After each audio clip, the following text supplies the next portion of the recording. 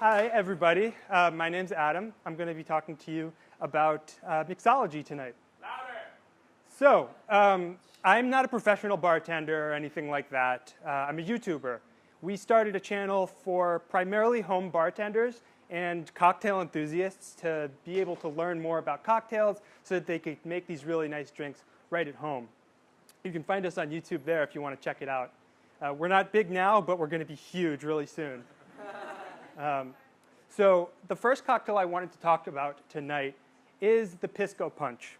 And in order to understand the Pisco Punch, in order to understand San Francisco or California at all, you have to go way back to the time of the Spanish, when they came and they colonized the New World. Starting in Latin America, they formed the Viceroyalty of Peru in the mid-1500s, and they brought a culture of wine. They planted vineyards right away, primarily for sacramental purposes in church. But the wine industry quickly outgrew just church, and there was a thriving commercial wine industry in the Viceroyalty of Peru very early on.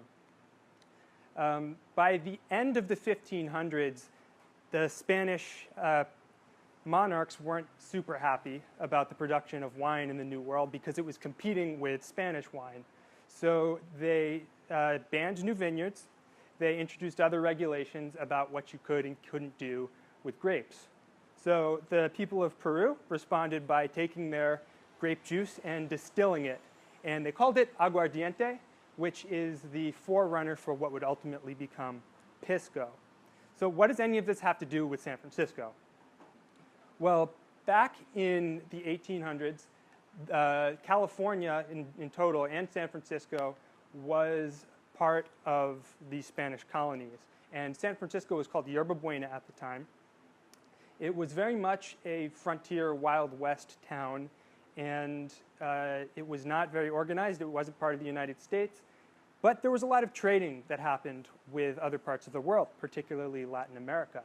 So what you're looking at here is a view of Yerba Buena Cove. This has now all been filled in because the ships that you see there, basically they would come into port and they would stay there and they would start selling their goods from their ships, and they started building docks out to the ships, and they would kind of stay there semi-permanently. And eventually all of that got filled in, and that's now, I think, the financial district area there. What you're looking at, the island in the background, that's Yerba Buena Island. You would see the Bay Bridge heading out there in modern day. But the ships would sail up from Peru or elsewhere, bringing with them Pisco or whatever they had from South America, and they would return with tallow and hides from the cattle ranches in California. Around 1849, right, the 49ers, you had the gold rush, and that brought with it a huge wave of immigration of people to the west. San Francisco boomed, and lots of people were suddenly there. People were very thirsty, so a lot of these saloons started opening up. And one of them was the Bank Exchange and Billiard Saloon at the corner of Washington and Montgomery Streets, which still exists today. The saloon doesn't, but obviously that location still exists. And this was the location of the very first Pisco Punch. At the time, punch was a drink that a lot of sailors might have been familiar with because they had rum, they had sugar from the Caribbean, they had spices and citrus, which they used to ward off scurvy. And being in San Francisco, they had a unique position where you could sail to Hawaii and bring back pineapples. Pineapples were a delicacy early on in the United States. And Pisco kind of falls right into this category. So there was a man by the name of Duncan Nickel who's credited with inventing Pisco Punch at the Bank Exchange Saloon. This is a picture of his brother. I don't think there are any remaining pictures of Duncan, but he was known for inventing this drink that combined Pisco into a classic punch. Rudyard Kipling is quoted as saying this about Pisco Punch: compounded of the shavings of cherubs' wings, the glory of a tropical dawn, the red clouds of sunset, and the fragments of lost epics by dead masters. People really seemed to like this stuff. Now, there's this other interesting quote: it could have made a gnat fight an elephant. And this is sort of speculation here, but a lot of people think that Pisco Punch may have contained cocaine. Now, probably not cocaine itself, but Coming from Peru, where they would have had coca leaves, people think that it may have been incorporated. And the last remaining bottle of it was bottled, Pisco Punch. There's one bottle remaining today, and it has kind of a reddish tint to it. And some people think that that reddish tint comes from a fortified wine called Van Mariani, which was produced in Bordeaux, and that did contain coca leaves. There were other instances of a similar fortified wine containing cocaine in the New World as well around that time. But we'll never know, because Duncan Nicol died shortly after his saloon was closed due to Prohibition, and he took the recipe with him to his grave.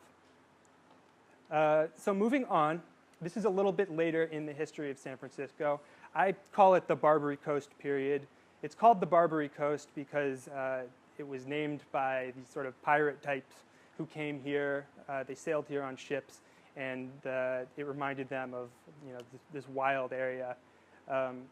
But this period started more or less around when the gold rush ended and went on until Prohibition. And the cocktail from this period that I wanted to talk about is the Martinez. It was invented by a man named Jerry Thomas, who's pictured here. Pretty interesting guy, by the way. This is the recipe for a Martinez. But moving on, Jerry Thomas is often considered the father of American mixology. But he was more than that. He was a pretty interesting dude. He was known to bet on bare-knuckle prize fights. He was a member of the Fat Men's Association. I'm not kidding. He was only 205 pounds, so he was on the lighter end. But he was also an entrepreneur. He owned and operated bars all over the world, not just in San Francisco. He was a stock market bettor. He lost a lot of money on the stock market towards the end of his life. But this is where he would have worked back around 1863. It's the Occidental Hotel. The Transamerica pyramid is now right here. But at the time, he was working there, tending the bar, making about $100 a week, which was a lot of money at the time. It was more than the vice president of the United States made. But this was a really amazing period of innovation for cocktails. We think of San Francisco as this town where disruptors come to create new things. And that was very much the case during the Barbary Coast period of San Francisco's history.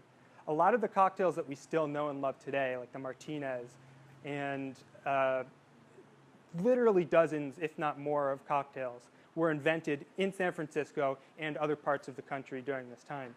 This is Jerry Thomas here shown mixing the Blue Blazer, which he made it exactly like this. He would light it on fire and toss it between cups. It was really quite amazing. So a lot of people speculate that the Martinez, if you've never tried it, I would highly recommend it, by the way. But people speculate that it's the missing link between a Manhattan and a Martini. And both of those were thought to have been invented around that time as well. But this is what a Manhattan looks like. So it's 2 parts whiskey and 1 part of vermouth with some bitters.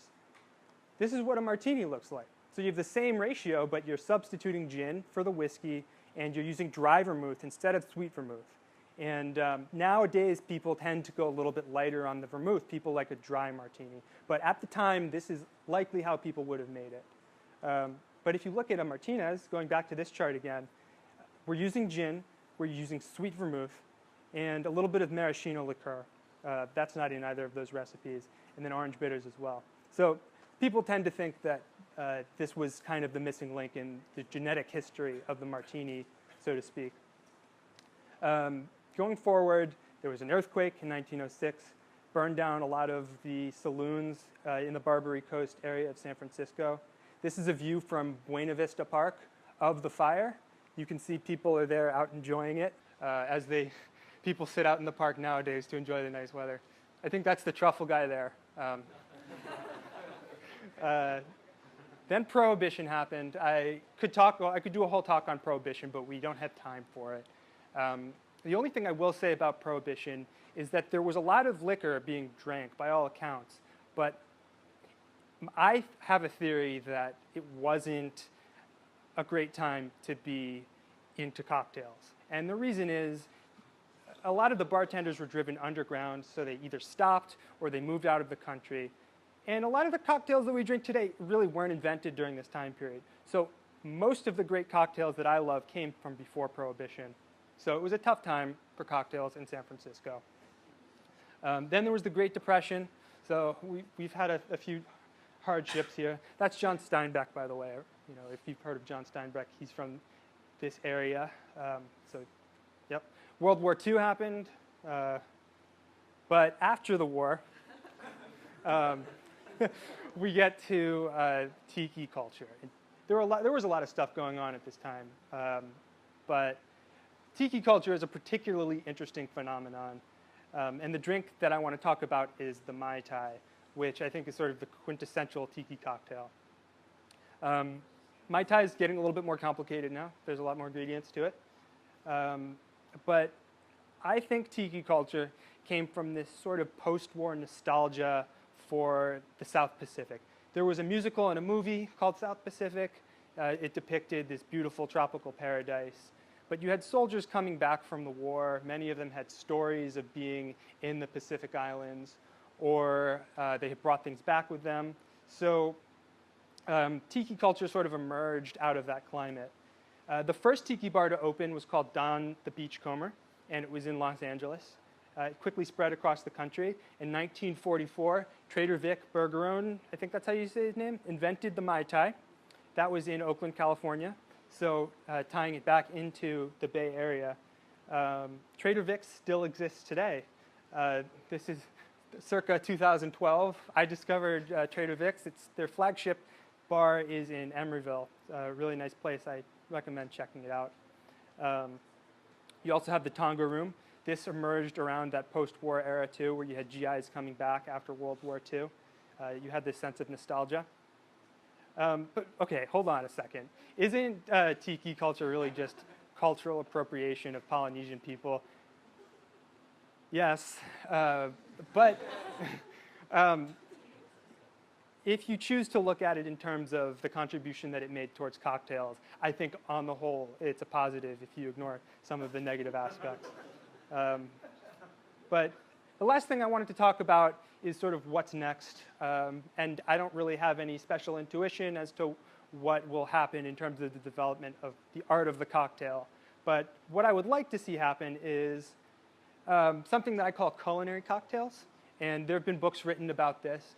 But it's sort of taking the notion of gourmet, fine dining, and bringing that to cocktails. So how can we use fresh, local ingredients to make a really special cocktail that is not available anywhere else? It has a sense of place and time, and it's something that's artfully crafted. I would love to see more of this. Cocktail chemistry. This is already going on. This is an Instagrammer by the name of Viscosity1. He does these amazing, those are cocktails, by the way. He does these amazing creations. They're all beautiful. If you follow him on Instagram, he has dozens of these, and he has a bar in the UK somewhere that I'd love to try someday. But it's this sort of application of molecular gastronomy almost to mixology. I think it's really cool. And overall, I would love to see more of this. This is ABV right here in San Francisco. It's a great bar. You can check it out. But just a resurgence in the craft cocktail movement with a nod back to the pre-Prohibition days, back to the Barbary coast, back to the days when San Francisco is just a frontier town. We're seeing a lot of those great cocktails and that great cocktail culture reemerge, and it's available commonly everywhere. You and I can go check it out. We can go have a drink here sometime. But that's the end of my talk. Thanks all. Thank you very much for watching.